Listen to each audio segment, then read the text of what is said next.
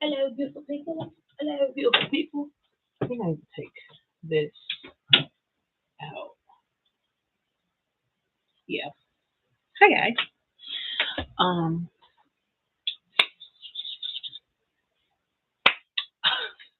if you understand that culture reference, I'll rock with you. What are we talking about today? Oh, as the live is called the what did I entitle it? I don't even know what I entitled this live. I really just jumped on here and really messing with the church's money. Let me go to my drive. I scripted out everything I want to talk about because real grace. Where's the gumbo? Where's the grace? So I made gumbo today. I had full intentions of making gumbo yesterday for Sunday, but I decided for a few reasons that I wanted to do it today instead. Most reason is that I was completely overstimulated. If you got autism, you know you know. Um, and I don't find that it's the best for me to show up online and show up in and even in the kitchen in my home to prepare a meal. If I'm not feeling my best, if I'm overstimulated, if I'm irritable, if I'm just not my 100%, I have to um, really just take that intentional time to be here.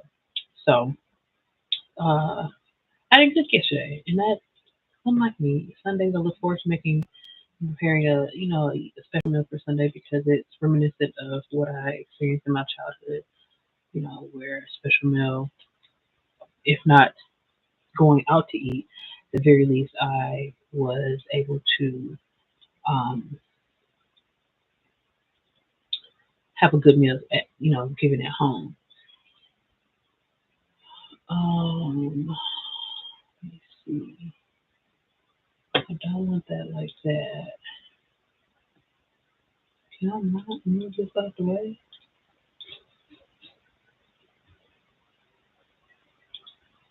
No, it's not that. I'm still getting adjusted to being live here because I'm used to mostly being live on TikTok, which we do have back. But when I got this new account after being banned from my last account, just got an email. I didn't aggressively like work to build followers. I really was just using TikTok as a database or a search engine, and then just a place to have throw my random thoughts. And I started putting a lot more emphasis and intentional work into Instagram, and right now we're expanding our marketing efforts in multiple spaces right now. And so, as you all know, I'm a business owner back in school. It's a lot going on. I got on a plate.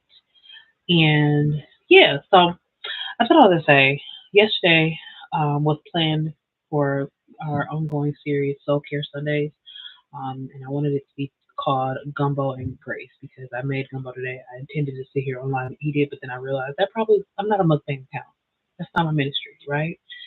And so I decided that it would be better and more reflective of the brand that I'm trying to maintain that I just sit down and talk. Um, so that gumbo was good as hell. It's my second time making it. I used um, TY's recipe book 'cause my daughter got me it was one of them for his new cookbook for Christmas, Cultural Mosaic. It was really nice. Um, I've made gumbo before. This is my third time making it. I love to eat gumbo, and I was actually talking about it in my podcast recently, being that it is slow cooker month and soup month. And while gumbo is more stew-like, kind of sitting between that line between soup and stew. Um, I was talking about how I really love gumbo. I also really, really love oxtail stew, which is also included in his book. Shameless plug to him because I really enjoy following for a while. But I wanted to focus today's conversation on two things that hold really close to me. I do have a script because I have been a little, like I said earlier, a little overstimulated, discombobulated all over the place. And I want to make sure that I kind of streamline what I want to talk about today. Um, also yesterday was called, accosted, if you will, by my mom's baby sister to help her move furniture yesterday. And if you know anything about the Midwest right now, it's cold. There's a nice little cold wave going on. And so I was overstimulated. I was tired of moving things. I have lupus. My bones was aching. Yes, I'm one of the strongest people in my family, especially amongst the women. But I didn't want to do that. But such is life. I'm always here to help. Sometimes beyond at the expense of my own physical needs. But I'm learning and maintaining the skill. I've kind of learned it, if we're being honest, but I'm um, practicing the skill of saying no. Um, so I decided to move the meal to today, the conversation today. And since it's MLK Day, most of us are at home. It just felt right to shift things to today.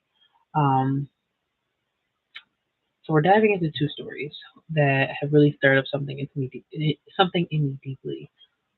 As a survivor of CSA, a survivor of COCSA, a former teen mom, and just someone who just believes in the grace that we within our community really need. I like to think of this space as a place where we mix ingredients, just like gumbo, different flavors, different experiences, different people, all of them combining into something powerful. Today's conversation is blending compassion, accountability, and understanding, and how we can address these issues in our community with more care and less judgment. The topic today. First, we're talking about the teen mom in Virginia who was forced to publicly apologize in front of her congregation at the request of her pastor. And then the second, I want to discuss the heartfelt or the heartbreaking. I hate when I script something out and my brain just starts plugging words in. And it's like, that ain't what I was saying. You can read. You can read very well. Discussing the heartbreaking and confusing case of Naziyah Harris, a 15-year-old who was groomed by an older man and assumed to be dead after being critically missing. Now, I became a mother at the age of 15. It's really odd right now because my daughter is about 6 weeks out of being 16. And when I was 6 weeks out of being 16, I had a 4 month old. Or no, a 4 week old. I had a 4 week old because she was born about 10 weeks before I was turned 16. And that in and of itself meant I was a child myself, navigating high school, trying to figure out who I was, being diagnosed with postpartum depression, struggling with suicidal ideations and attempts, a public one more specifically. I was struggling bad my junior year. I had it my sophomore year. A lot of people think postpartum depression is pretty exclusive to like that those first 6 months. My postpartum didn't exacerbate itself up until like baby girl was like 9, 10, 11, 12 months old. And while my church community, although I'm not religious anymore, my church community was mostly supportive. There were some people being shady. You know, I was raised in a mega church. If you know anything about Milwaukee, Wisconsin, there's a handful of churches that everybody know about. Great and Birth was one of them, and I love my home church. Again, not despite not being religious, I'm always down to go visit Bishop, and I'm really close to a lot of people that I grew up with. I got christened at the church at 5 weeks, and I cannot imagine my pastor, the pastor who I've known and been under his leadership my entire life, asking me to come up and to apologize to assumed strangers about getting pregnant. Now, it looked like a smaller church, although they had a live stream, so one would have moved. And that could just be because of the pandemic. A lot of churches started to adopt a live stream method so that their participants in congregation could attend. And but getting back to me, I cannot imagine, I cannot fathom being in her position, and it is incredibly disheartening. One, the aftermath that happened of people talking about her being fast and how people were in support of it, and even her own mother going to the lengths that she did to say she supports the pastor's decision. And so, one, I beg the question of who's protecting her, you know. And for me, I'm of the mind that it feels like faith. was more about the guilt than about healing. And honestly, I don't know how to reconcile those two things of being made to feel like I'm judged and then also having to feel like I'm being shamed into guilt rather than accepted and guided towards being a better, more Christ like person. And I didn't walk away from faith because of that experience. I actually didn't leave faith until much later into my adulthood. My daughter was christened by the same pastor who christened me. But I walked away from a version of religion that I didn't leave room for healing and decolonization. And that's not to imply that all Christians are in a mental and religious prison, but I personally felt like I wasn't as liberated as I could be. And as somebody who has had certificates from understanding the Bible as a child, there was a lot of things that I questioned about, like why, if God is this person that has been you all are describing to me, why isn't God protecting us in ways that a merciful God would do? And granted, biblically, in my Bible around here somewhere. Oh, literally, a little closer. Oh my god! Oh my god! I just made pictures fall. My paper fall, please. That was right here.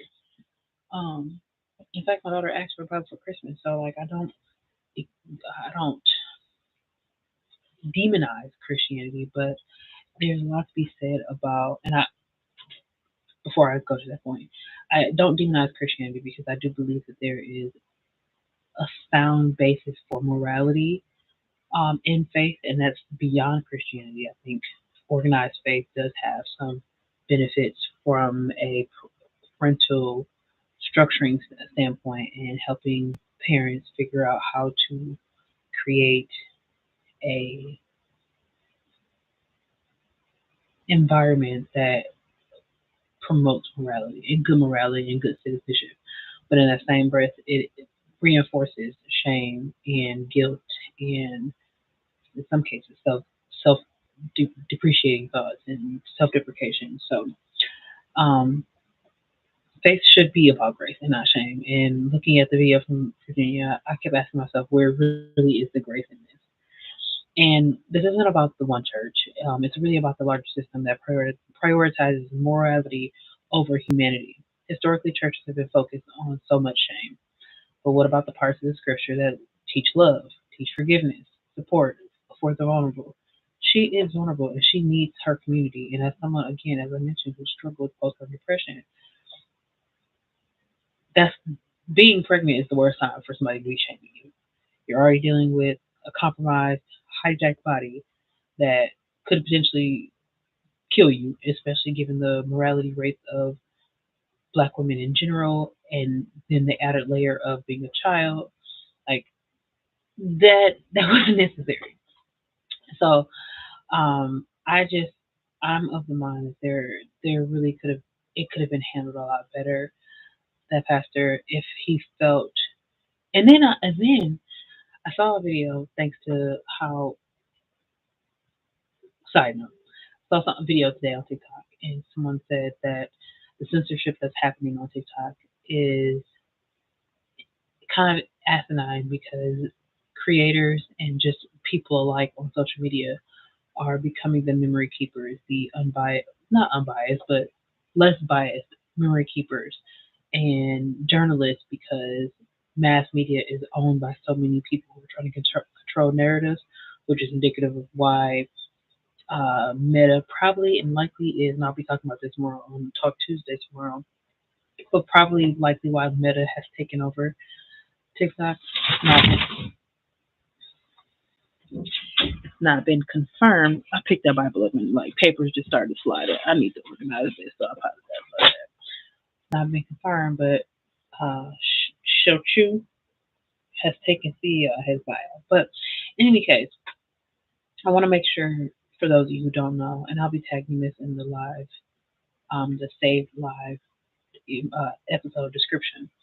So for those of you who don't know, a pastor in Virginia forced a young mom to apologize to a congregation after she had already had announced that she was pregnant.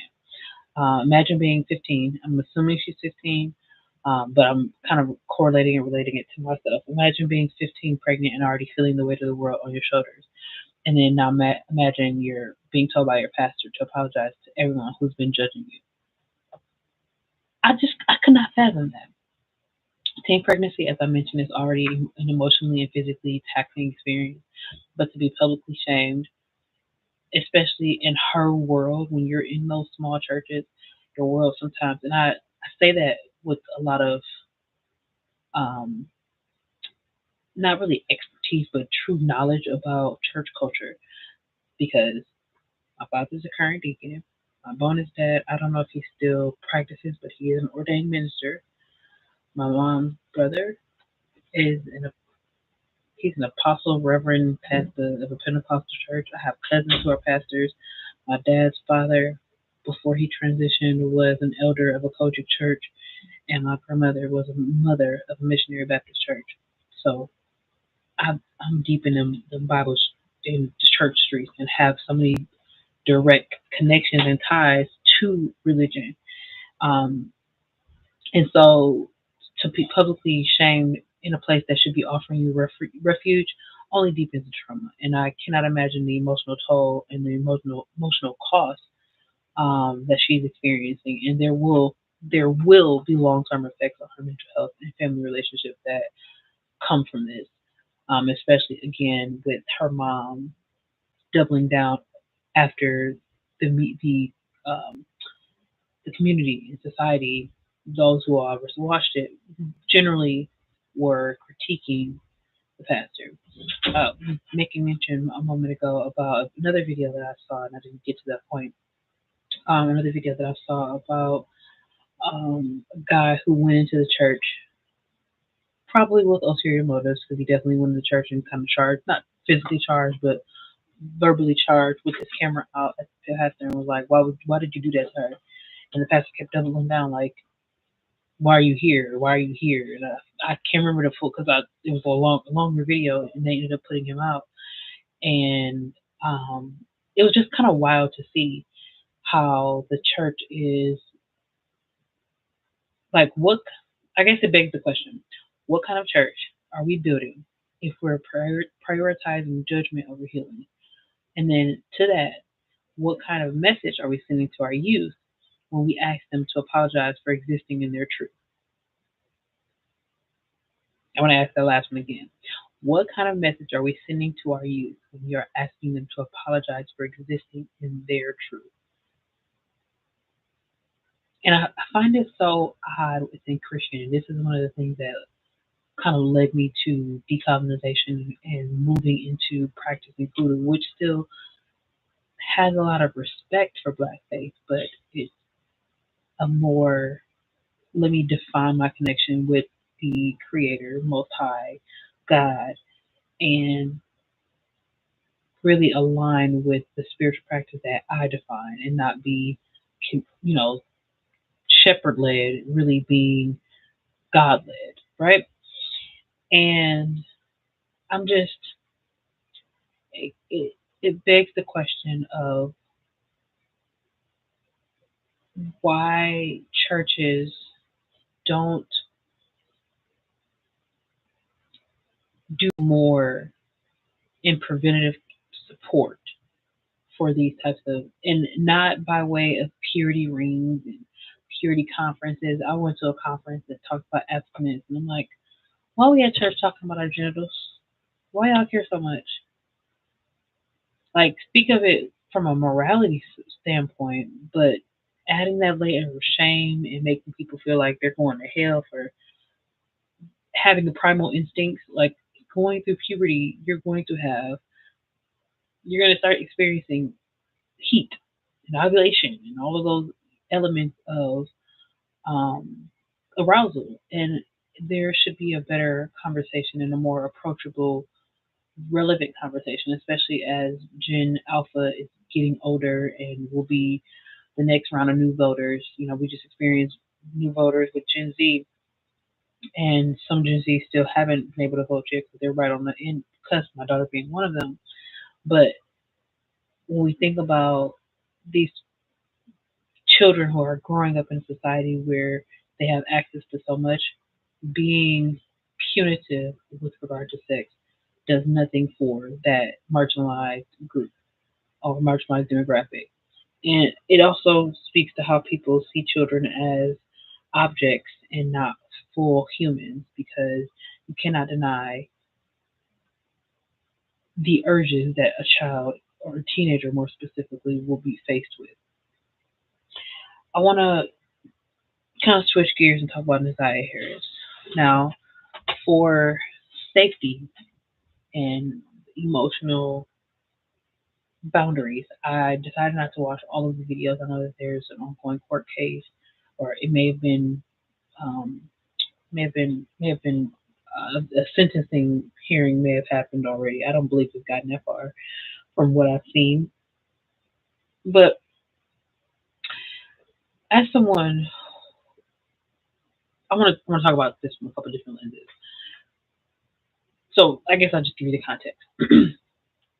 um, Naziyah Harris was 15, a child, and yet so many people are labeling her as fast. That's the biggest problem that I'm having. Language is dangerous. It perpetuates victim blaming and ignores the deep rooted issues with grooming and manipulation. At 14, I dated a man who was 27 years old. At 14, I dated a man who was 27 years old. This was before I met my child's father. I was, I think we found each other on, was it Facebook? It had to have been Facebook. I think it was Facebook. We found each other on Facebook. I think he was a friend of a cousin or a friend or somebody I knew.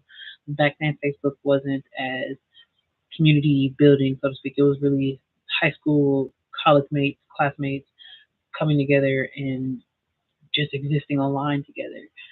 The social landscape was very different back then. And so I added a friend. I think we were poking each other back and forth, which while I'm telling my age when I say that, but we were poking each other back and forth, and um, for lack of a better word, I slid in his DM, he slid in mine.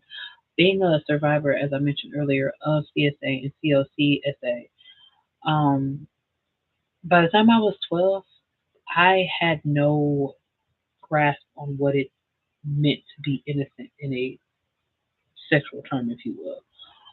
Unfortunately, I had been ongoing or violated for an ongoing time from the ages 5 to 11 by a childhood friend who happens to be in jail right now for doing it again in his adult life. And so that was recently triggering. I have a video on my TikTok, or well, it was on my TikTok. I posted it originally, and then I shared it to Instagram, which then shared to Facebook, and it was devastating. I was randomly in Wisconsin. We had this thing called CCAP, and so I was had CCAP'd him, which seems crazy.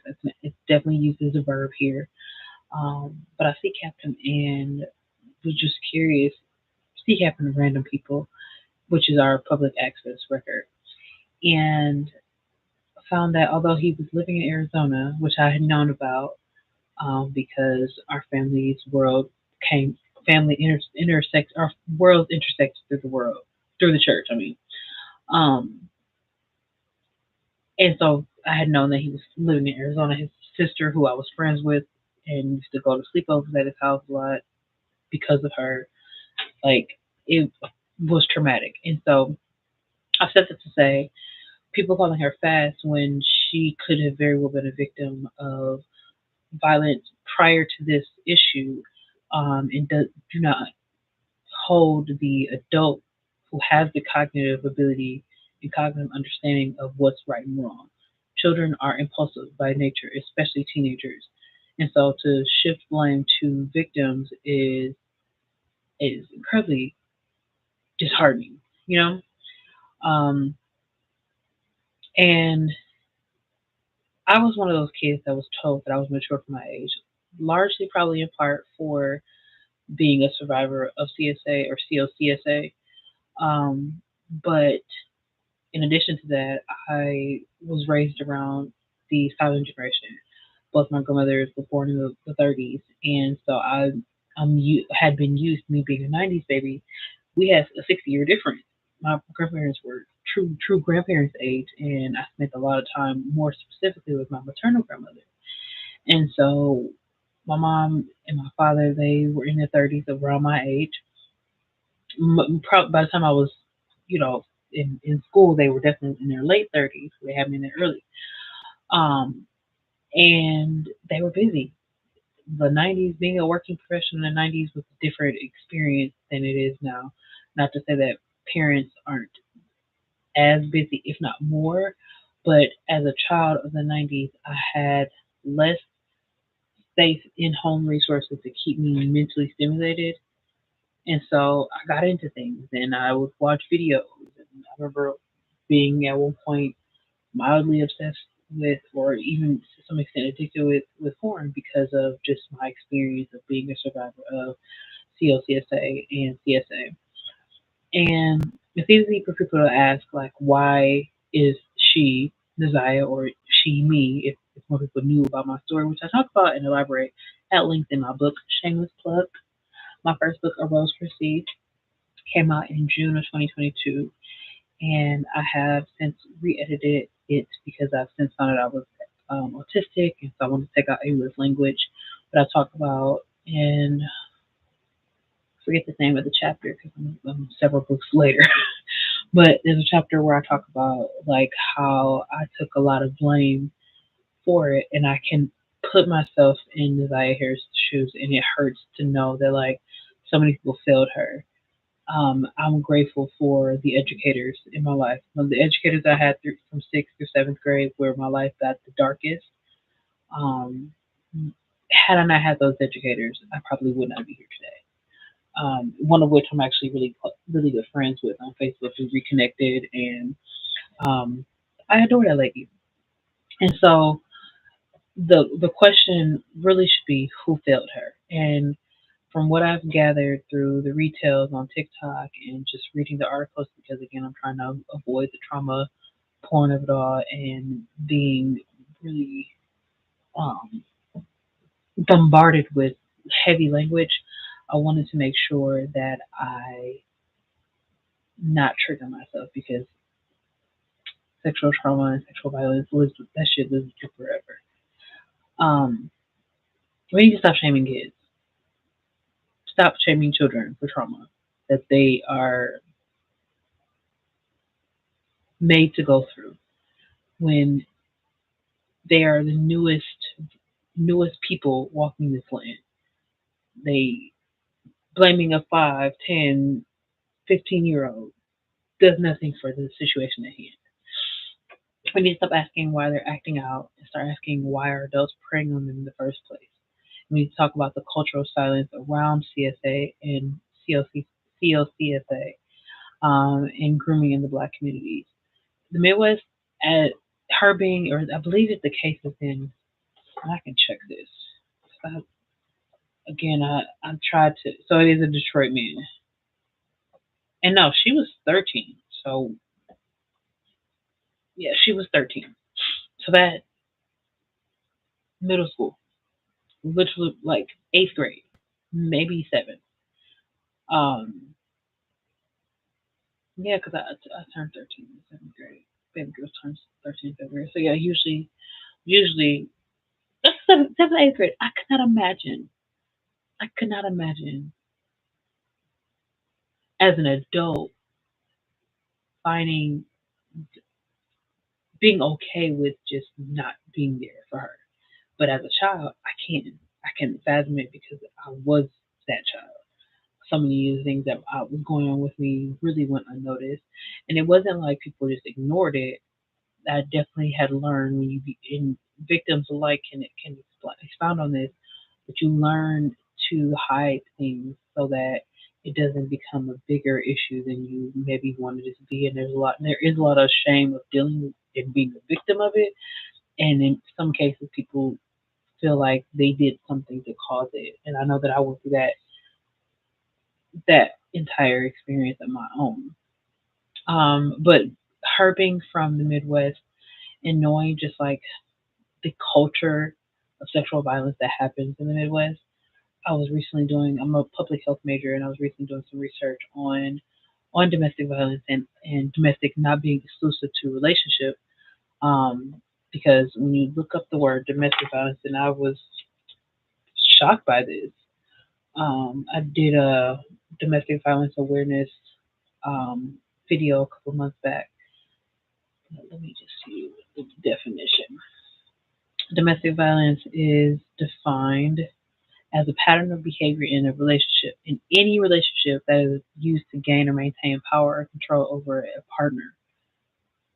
So that could be domestic, can be parent child, it can be intimate partner violence, the relationship, the fact that there's a relationship is what constitutes domestic violence.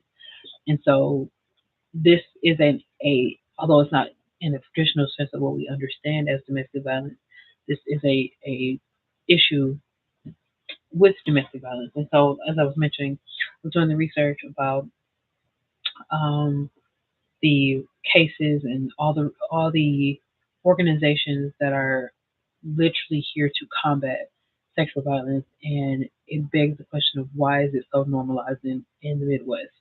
And that's not to say that it doesn't happen anywhere else, but there's just a unique culture of secrecy, protecting predators, and I've witnessed this throughout my childhood and just seeing how it's been normalized. And even at a macro scale, when you zoom out and look at it from how we rear people still dancing around TikTok to R. Kelly. And, you know, right now, I think they just did, during Domestic Violence Awareness Month, they just did an expose on Chris Brown. And there's articles going on about Trey Songz and people still, and their respective alleged assaults. And people still on TikTok dancing to it. I hurl in my mouth a little bit every time I see someone doing that. I'm already. I don't even know the damn song called because I haven't. As somebody who loved listening to Trey songs, because he made a lot of songs that somebody who was doing a lot that shouldn't have been doing was listening to. All the sex songs, absolutely, hell yeah. Even into the times when I was no longer being victimized and I was making conscious choices, and consenting to sex, but knowing that he is, for lack of better words, a freaky frog, and not freaky in the sense that like it's pleasurable, but freaky in the sense that like this is strange, this is weird, and I'm scared. And more people should have believed when Kiki Palmer spoke out against Trey. Um, and I think ultimately what so many young ladies and young men who are victims are needing is people that are willing to speak up to protect children. And Naziyah deserves more. Naziyah and so many others really need the voices of the people who can protect them. Healing is a process, and we all know that. It's not going to happen overnight, and pretending that issues like grooming and issues like teen pregnancy don't exist. We need systemic change. First, churches must move away from judgment and move towards grace, going in alignment with today's topic. Second, families need to stop protecting predators and start protecting children. And third, we as a community need to start talking openly about sexual violence and its lasting impact. Because if we don't, then these conversations, people, although people are having these tough conversations, the people never become healed, and we're never going to heal as a community if we don't not only have the conversations but take actionable steps towards not having the issue perpetuated. This kind of reminds me to the point of the quirky title of Gumbo. A good pot of gumbo requires you to not leave out important ingredients. And the ingredients are those actionable steps. And the ingredients are the conversations. And the ingredients are empowering and educating children on what's right and wrong, and what autonomy they have, and what's good touch, what's bad touch. That's the elements that we need to bring together and make a beautiful pot of accountability, grace, honesty, and love. If we want to heal the communities as people say that they want to. We need every part of this to make the whole. Um, I really just wanted to spend a couple minutes here talking about this today. I didn't want to make this a full fleshed out video. It was really kind of to be in place of yesterday's conversation or intended conversation, with it being colder and with me being taking 21 credits this semester. I'm really excited for the moments that I'll be able to sit on live and just yap and just talk through things. And I want to encourage more people to commit to building spaces where, excuse me, everyone can thrive and heal, and just like every ingredient in gumbo, bring together their own flavor to the table. Um, Coming together in community healing doesn't mean that we all have to have the same plan of action, but we should have a collective goal of wholeness. And wholeness requires us to be vulnerable and honest with what we're dealing with. And when you're creating a space that people can be honest about what they're dealing with, you give them really the path to be vulnerable. When more often than not, people make conversations feel like they're too taboo and they're too heavy to talk about, and it's not helpful. Um, so thank you for bringing part of this conversation today. For those of you who joined, I had the conversation or comments turned off because I really didn't want to get distracted by people pinging in their own input. Um, I love you all, and aside from the